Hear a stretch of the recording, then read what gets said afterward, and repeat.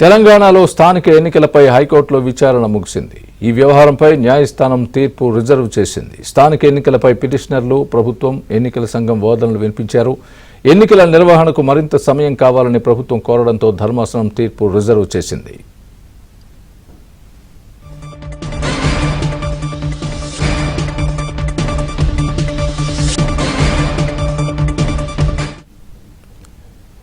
ఇదే అంశానికి సంబంధించి పూర్తి అప్డేట్ మా ప్రతినిధి ప్రవీణ్ అందిస్తారు.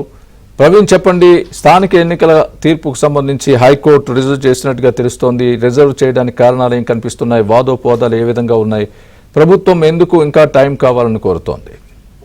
స్థానిక సంస్థ ఎన్నికల వ్యవహారానికి సంబంధించి ఇప్పటికే తెలంగాణ హైకోర్టులో గత ఏడాది నమోదైనటువంటి పిటిషన్ సంబంధించి 6 నెలల తర్వాత ఈ రోజు బెంచ్ పైకి రావడం జరిగింది. ఈ రోజు తెలంగాణ హైకోర్టు విచారణ జరిపింది. ఇటు ప్రభుత్వ తరఫున, మరోవైపు ఎలక్షన్ కమిషన్, ఇటు పిటిషనర్ యొక్క వాదనలు పూర్తయిన తర్వాత తీర్పును రిజర్వ్ చేసినటువంటి పరిస్థితి ఉంది. అయితే రాష్ట్ర ప్రభుత్వం అయితే మాత్రం స్థానిక సంస్థ ఎన్నికలు నిర్వహించడానికి తమకు సమయం కావాలంటూ కూడా కోరడం జరిగింది.